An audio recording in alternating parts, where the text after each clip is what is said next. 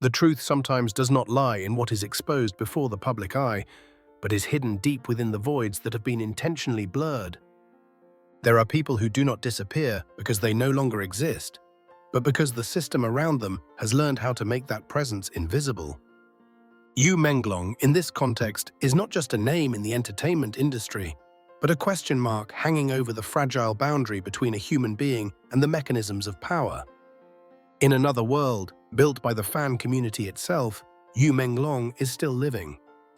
He cycles on sun-drenched paths, quietly plays the cello in a peaceful room, or appears in everyday moments that are not edited or explained. Those images are not merely products of imagination or nostalgia. They are a collective effort to resist the feeling that a human being was swept away too quickly, too easily, without having time to leave any explanation behind.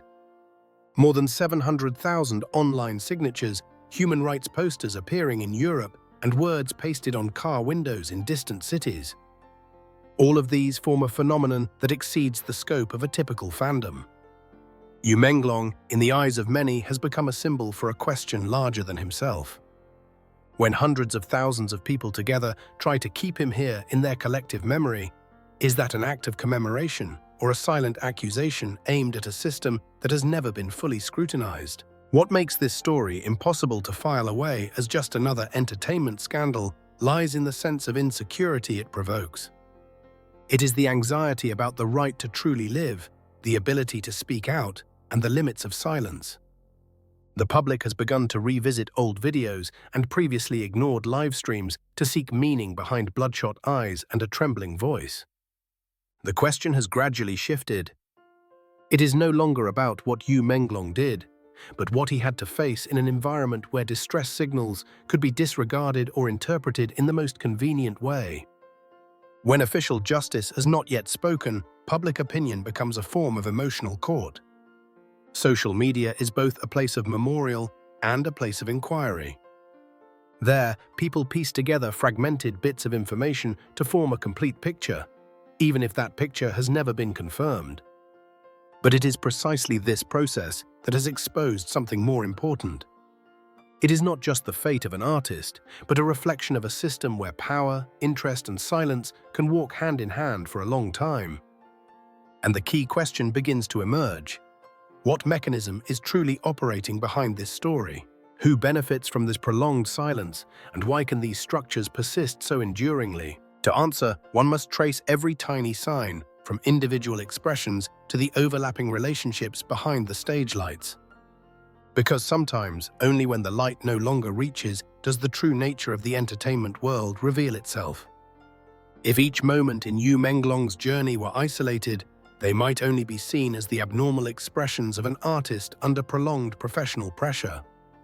The entertainment industry is no stranger to stress, exhaustion, and inevitable psychological fluctuations. However, when those details are placed side by side on a sufficiently long timeline, they no longer stand alone. They begin to form a pattern, and it is that very pattern that makes it impossible for the public to continue viewing the story as a series of random incidents. One of the most frequently mentioned pieces of the puzzle is a video of Yu Manglong sitting and drawing a picture, inviting viewers to guess the content. In the frame, he sketches two familiar animals that he calls Fu Li and Huo Tui, names that had appeared in many previous everyday stories. On the surface, this is a simple, even innocent moment. But for those who have followed him for many years, the difference quickly becomes apparent. Longtime fans compared the drawing style in this video with paintings Yu Manglong had shared around the year 2015. The difference did not lie in high or low technique, but in a sense of fragmentation and awkwardness. The brushstrokes lacked continuity, and the composition had no clear purpose, as if the person holding the pen was performing an action out of inertia rather than creative consciousness. For an artist once known for his emotional control and subtle expression, this change became difficult to ignore. From here, many interpretations began to emerge. Some argued that within the drawing were hidden symbols or familiar numbers, often associated with emergency lines. There is no official evidence to confirm this, and no statement from any insiders. However, the fact that such an interpretation spread widely reveals something else more important: the level of vigilance and anxiety that had formed within the community following Yu Manglong. When trust in the official context declines, the public tends to seek meaning in the smallest, most fragile details. The sound of the video also became an object of analysis. Many remarked that the voice was echoing and hollow, with an unusual resonance not typical of a normal domestic living space. This is not evidence, but a question. And when such questions continuously appear, they no longer revolve around right or wrong, but around the feeling that the context of the video may be more complex than what was presented. These suspicions did not stop at a single video. When the public looked back at Yu Manglong's performances and live streams during the period starting from the year 2020, a consistent series of images gradually emerged.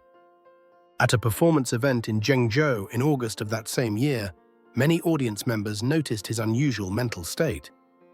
Red eyes, a lack of focus in his gaze, and a voice so shaky it seemed he had to exert immense effort to finish every sentence. In an industry where artists are trained to hide personal emotions from the crowd, such expressions rarely appear unintentionally. A few months later, in a live stream, Yu Manglong appeared again with red eyes, looking directly into the camera and mentioning Fu Li and Huo Tui. The phrase, "I am sorry to it," was uttered in an unclear context, with no accompanying explanation. To an outsider, it might have been just an irrelevant sentence. But in a live space, where every look and every pause is magnified, that sentence left an indelible echo. What he was apologizing for, and to whom, were questions that remained unanswered. Throughout that live stream, Yu Manglong constantly glanced toward those around him, seemingly seeking a reaction or some form of permission. The climax came when he suddenly spoke loudly, asking if people could behave like human beings. This statement was quickly cut out of context and went viral. Some thought he was reacting to negative comments from the online community. Others believed those words were not directed at the audience, but at those present off-camera, the people who had control over the space and the rhythm of the broadcast. There is no evidence to confirm which interpretation is correct. But the very existence of multiple ways to understand the same moment became the issue. Ambiguity gradually became the permanent state in how the public received Yu Manglong's image during this stage. And that ambiguity did not arise on its own. It was nurtured by the context, by indirect information, and by the feeling that there were things not permitted to be said directly. This feeling was further reinforced when the online community took notice of the account of a former assistant, who was believed to have worked closely with Yu Manglong. Shared status updates showed that starting from the year 2020, his career began to face clear restrictions. Performance opportunities dwindled, and resources were no longer allocated as before. In the entertainment industry, the silence of a management company sometimes carries more meaning than any public statement. When there is no official explanation, the information void becomes fertile ground for speculation. From those scattered data points, a core question gradually formed. Were Yu Manglong's behaviors and expressions the spontaneous reactions of an individual under psychological pressure, or the result of a long process of being placed in a strictly controlled environment? There is no simple answer. But when similar signals appear repeatedly in different contexts, the possibility of coincidence becomes less convincing in the eyes of the public. At this stage, the important thing is not to conclude who is right or wrong, but to recognize a reality. When an individual cannot clearly state what they are facing, indirect expressions become the only language left. And when that language is ignored or interpreted in the most convenient way, the gap between the human being and the system begins to widen. Yu Manglong, in the view of many, stood on that fragile boundary where every action could be understood in many directions, but none of those directions brought true relief. When Yu Manglong's personal signs were no longer seen as isolated moments, the story moved into a different phase. At this stage, the focus was no longer on the specific expressions of an individual, but on how society reacted to those expressions. From the moment public opinion became involved, every detail was placed under the microscope of social media. The story no longer belonged solely to Yu Manglong, It became a collective phenomenon where the emotions, memories, and anxieties of the crowd were simultaneously activated. One of the major turning points was when the online community began digging into the time Yu Manglong was still a high school student. Information that seemed harmless, once mentioned only as milestones in his journey to adulthood, was now placed in a completely different context. The fact that he once participated in a hosting competition organized by a university and won a prize was once seen as proof of personal ability. But when the story was retold under the light of the present, this detail was seen as the starting point of a series of unclear diversions. Public opinion focused on the fact that after that achievement, Yu Menglong's educational path did not follow a normal trajectory. Instead of continuing with stable studies, he participated in another entertainment competition, leading to a one-year delay in entering university. Under normal circumstances, this might have been just a personal choice. However, when the story had taken on tragic colors, this interruption was no longer perceived as a free decision. It became the first sign of a path where the right to choose seemingly no longer resided entirely in the hands of the person involved. From here, other names began to appear in the flow of public opinion. A director once thought to be influential in the entertainment industry was mentioned alongside long-standing suspicions. The fact that this person approached school environments to share creative experiences with students, an activity that could happen in many educational contexts, suddenly became a focal point of controversy. What was notable was not a specific act, but how the public placed that act into a larger picture, where every connection was scrutinized with an eye of suspicion. The mechanism of public opinion during this phase operated according to a specific logic. Once a story has been attached to a sense of injustice, all related details tend to be reread in the same direction. Old live streams of other artists were clipped. Every sentence and every emotional reaction was placed alongside Yu Manglong's image. A strange statement about sending teeth in a live broadcast, which could have been just a slip of the tongue, now became a haunting puzzle piece. The moment the speaker realized the slip and blamed themselves right on air only increased the feeling that there were things that could not be fully said. Parallel to this, another young singer was drawn into the vortex of public opinion in a more direct way. The fact that this person continued to appear on major stages, participate in television programs, and attend commercial events quickly became a target of protest for a segment of the public. Calls for boycotts, reports, and even demands for authorities to intervene appeared densely. In the eyes of Yu Manglong's supporters, this was seen as a necessary action to exert pressure and force the truth to be clarified. But to more cautious observers, this wave carried the risk of collective condemnation where emotion precedes evidence. Two opposing currents of public opinion formed clearly. One side believed that the details, however small when strung together, painted an alarming picture of manipulation and invisible violence within the entertainment industry. For them, indignation was not extreme, but a natural reaction to the feeling that a human being had been abandoned by closed power structures. The other side warned of the risk of overinterpretation. They argued that fitting every abnormal behavior into a single script could lead to harm for uninvolved individuals and ultimately erode the very goal of seeking the truth. In that context, social media became a space that was both liberating and dangerous. It allowed voices that were once ignored to be heard, but at the same time, it amplified fear and suspicion. Side-by-side comparison images, slow-motion videos, and screenshotted and analyzed status updates all created a non-stop flow of information.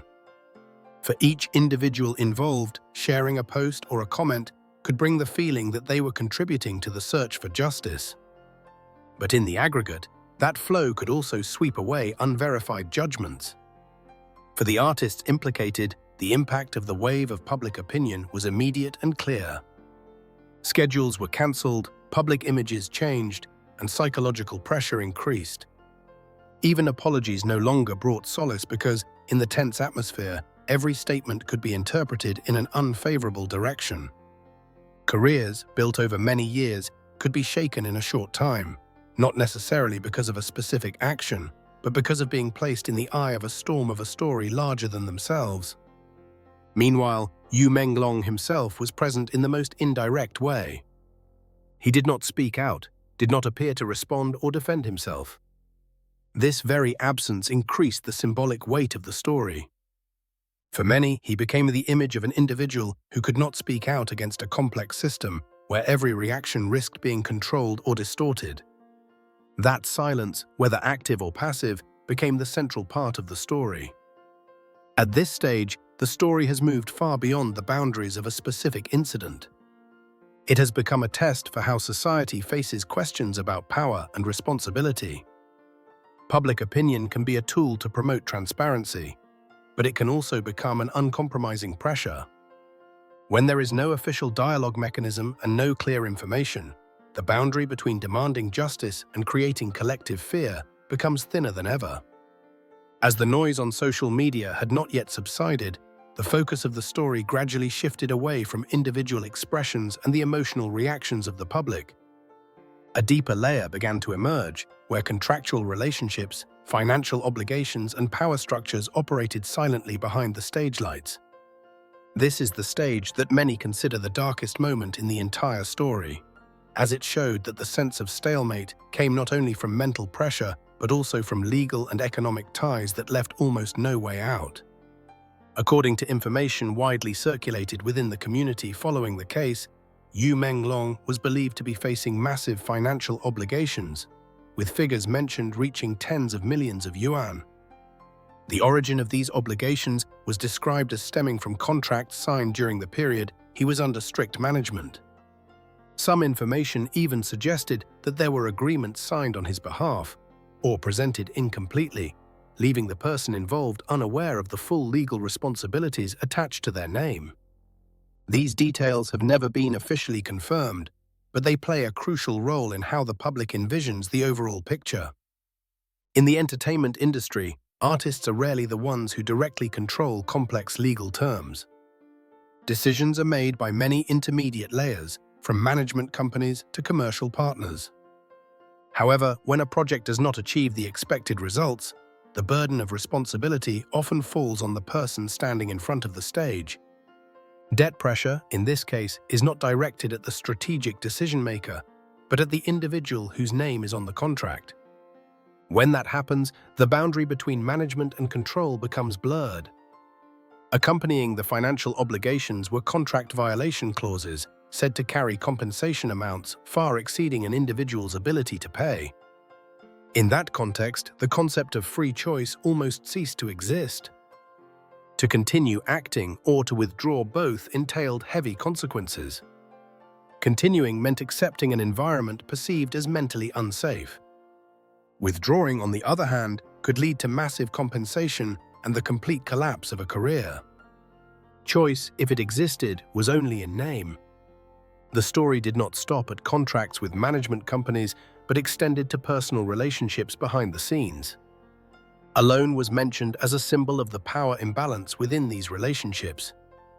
According to various accounts, repaying the loan faced difficulties and was denied, increasing the sense of being exploited in the public's perception. Again, this information has not been verified by legal authorities. However, its appearance within the same narrative thread contributed to reinforcing the image of an environment where responsibilities and benefits were not fairly distributed. At this point, Yu Manglong was seen as an individual locked in from many sides. On one side were overlapping financial and legal obligations. On the other was a clear decline in resources and professional opportunities. When official channels did not provide a transparent explanation, silence became a form of invisible pressure. It not only made it difficult for the person involved to seek support, but also left those outside not knowing what to believe other than fragmented pieces of information. It was from here that the story began to move beyond the scope of a specific artist and expanded into a systemic issue. Accounts from people who once worked in the field of arts education were brought forward as a thought-provoking background. According to them, power in a training environment does not stop at evaluating professional capacity. It can directly influence the future path of students, from performance opportunities to access to resources in the industry. When that power is not strictly supervised, it risks becoming a tool of exchange, where silence is traded for opportunity. The concept of the spiral of silence began to appear in analyses as a way to describe a collective state lasting many years. Young people, while still in school, gradually learn to adapt to unwritten rules. Parents, fearing for their children's future, choose not to speak out. Those already in the system, for benefit or out of fear, continue to maintain that state. When these individuals enter the entertainment industry, they bring the old lessons with them. Resistance could mean being eliminated. In that context, the fact that Yu Manglong was believed to have shown signs of resistance, however indirect and unclear, made him different. This difference, in the view of many, was not an advantage.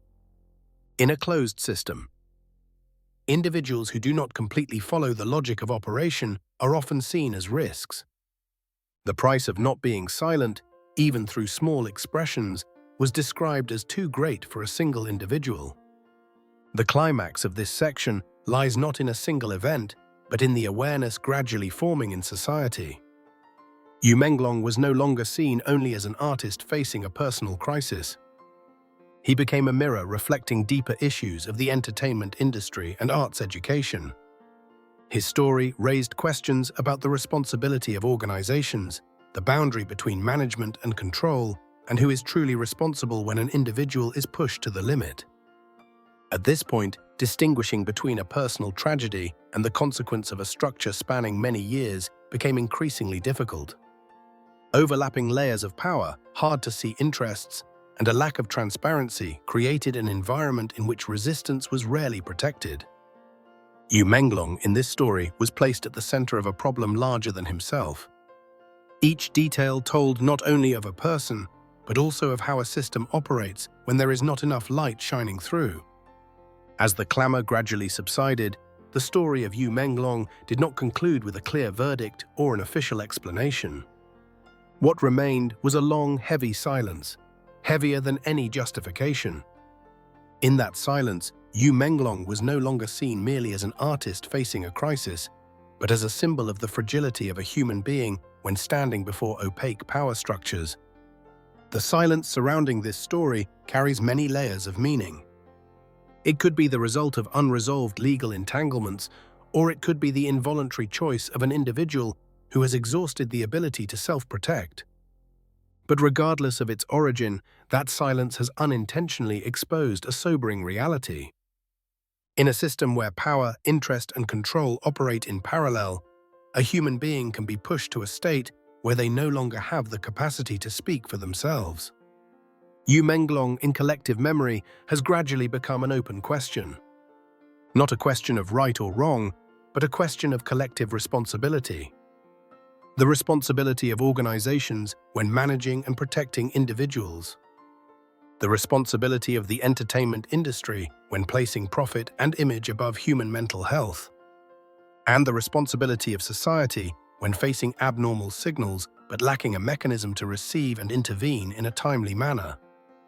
This story also sets a fragile boundary between discipline and intrusion, between management and control.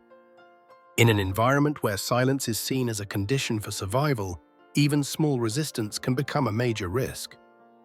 At that point, individuals who cannot or will not fully adapt will easily become the parts that are discarded without the need for any official declaration. The aftershock that Yu Manglong left behind does not lie in the controversies on social media, but in a lasting sense of unease. It is the feeling that this tragedy is not entirely personal and, therefore, is entirely capable of repeating itself under different forms with different names. When the structure does not change, humans will continue to be the weakest link. At this ending point, the story does not offer a loud call or a simple solution. It only leaves a quiet but clear choice. We can continue to be silent, accepting the voids as an inevitable part of a complex system. Or we can choose to look directly at the unstable structures, questioning transparency, responsibility, and human value behind the stage lights. Yu Manglong, after all, will perhaps forever be a reminder that what remains in the end is not fame or scandal, but the dignity of a human being who once existed, who once longed to be heard, And whether the future truly changes or not depends on whether society chooses to see silence as an endpoint or as a starting point for necessary changes.